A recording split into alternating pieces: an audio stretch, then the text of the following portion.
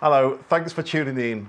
I've just bought some Rhinowalk 28 litre panniers, so I thought I'd do a review for you.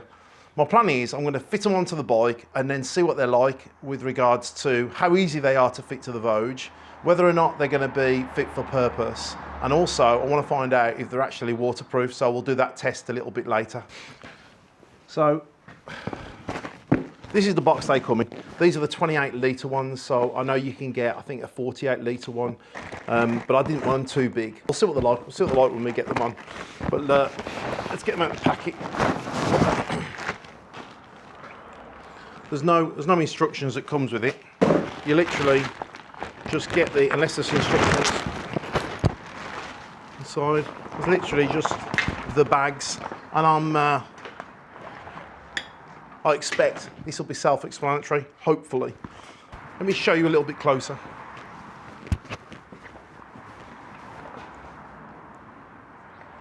So they're made of like a really tough PVC, so they feel quite well made, to be fair.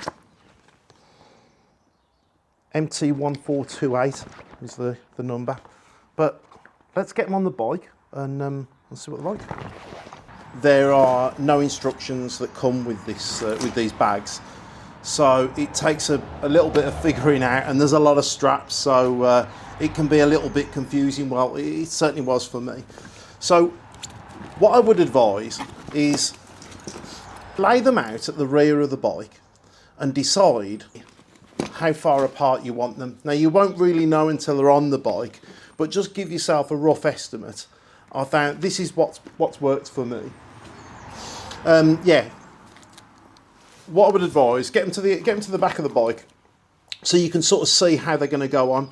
These two straps clearly go across the back of the seat or towards the rear of the bike, and they are adjustable, and I'll show you them a little bit later.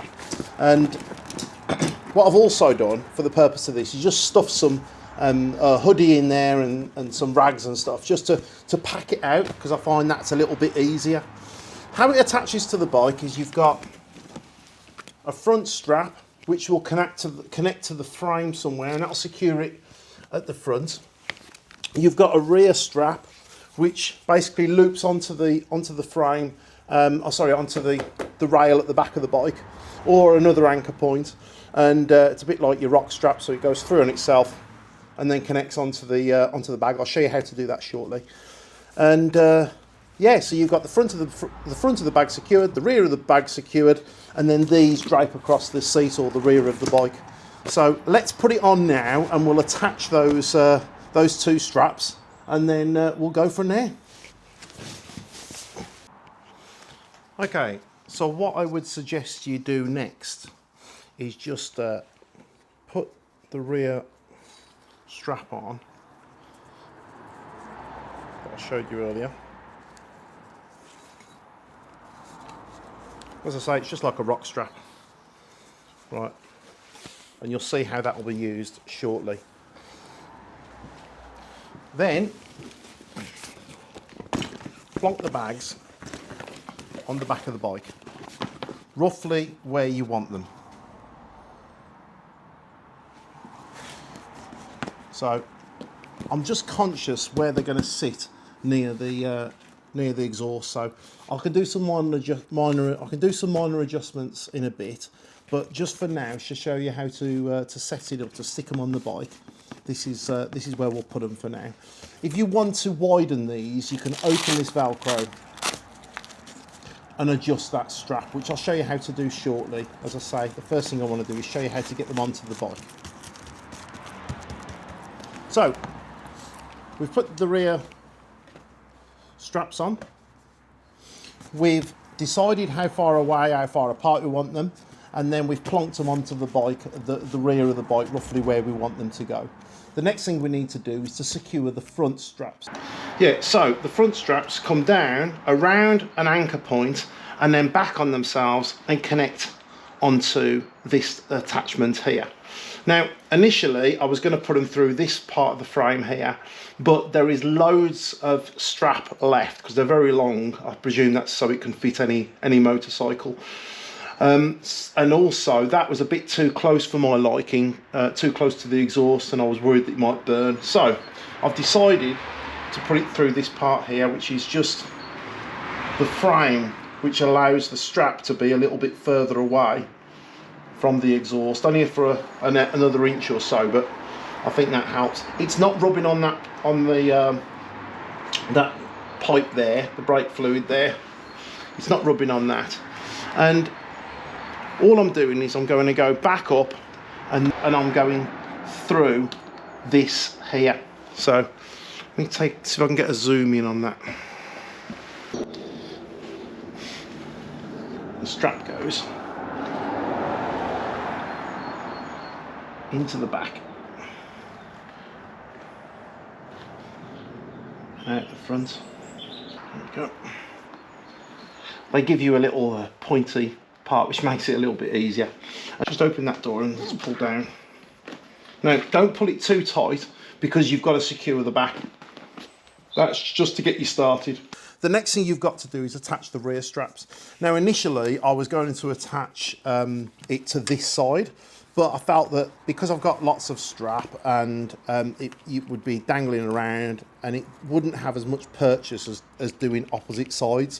So I've decided to use the opposite side. It'd be different on different bikes. And then all you do, a bit like before, you open up the door. I don't know if you can see that. Open up the door, you feed it into the back and out the front. Again, this is just for the purpose of the video. I'm doing this quite quickly, so you'll be able to make some minor adjustments.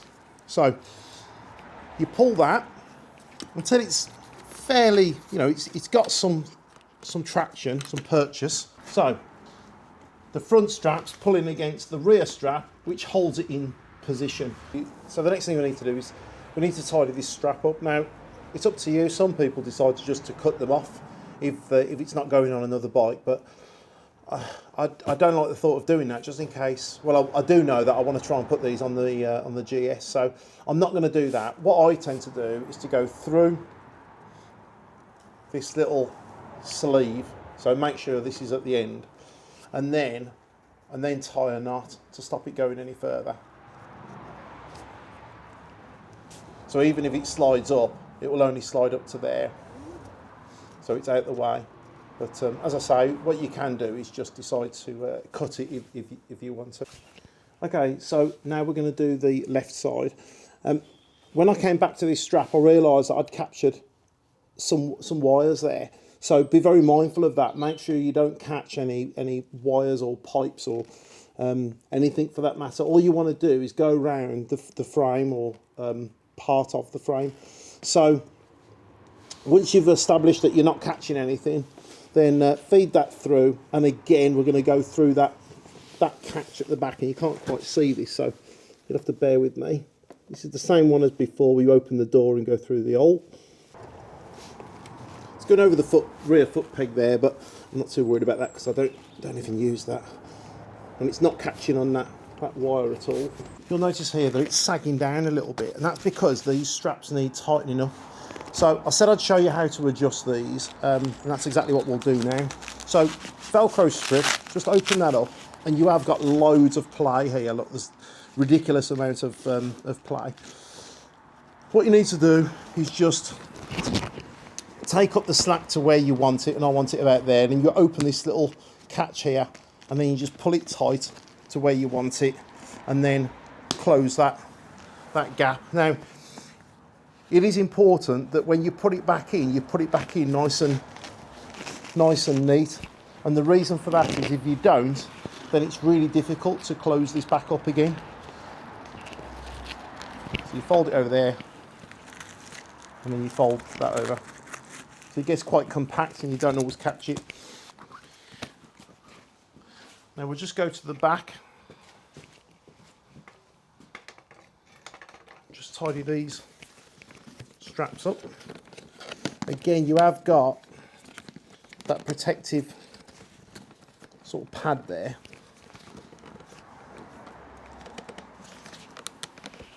So that's nice and tight. And that's it. They're on. Now, there's going to be needed to be some adjustment, and I think they'll be better when I put some more stuff inside. So if I want to open it up, I undo each of these plastic buckles. So there's one at the front, two on the top, and one at the back. And then, like any dry bag, it just opens up, and then you can take out whatever you need. What I'm going to do is I'm going to force everything in a bit lower. I think it looks better then.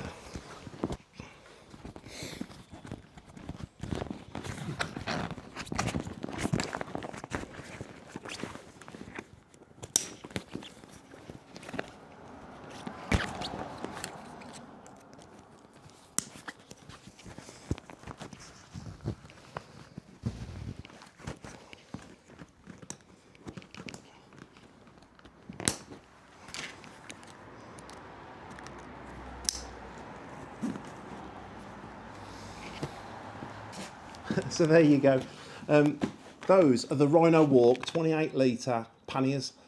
What I'm going to do now is I'm going to do a little waterproof test. So we've got some items in there. I'm going to wheel the bike out, and then we're going to spray it with water and see if any water manages to get inside. Because one of the important things is when you go in on your trips and you assume that everything's waterproof, you want to make sure if you're going through a downpour or something, your stuff's going to be okay. So let's do that test now.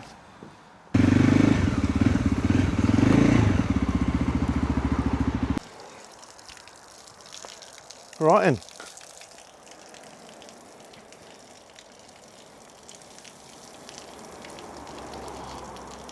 Trying to mimic a heavy rainfall.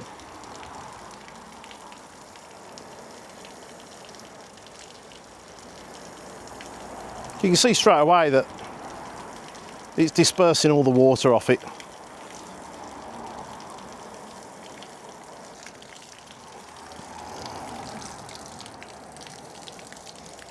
I think that'll be enough. What do you reckon? Let's have a look. Let's open it up and see if it's kept everything dry or not. It has. I mean, I know that's just a rag, but you can see straight away everything's dry, and there's nothing on the inside.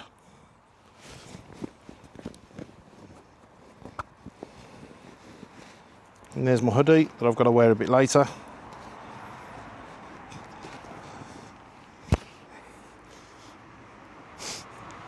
So yeah, I'd say it's passed that test. Right, let's go back into the workshop.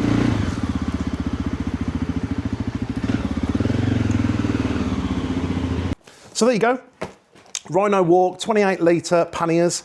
I have to say, initial impressions are very good. They feel like they're made of a good quality material. They're definitely waterproof, as I've just seen. A little bit fiddly to put on, but if you just work your way through it, they go on quite easily, really. And once you've done it once, you'll know how to do it each time. My top tip is make sure you tidy up the straps when you're putting them on, because you don't want them dangling around. Keep away from the exhaust. I appreciate mine is right next to it, but it's on the heat shield, and I will monitor that closely. But all in all, I'd say I'm quite impressed with them. I paid £98 from eBay. You could get them on Amazon for £129.99.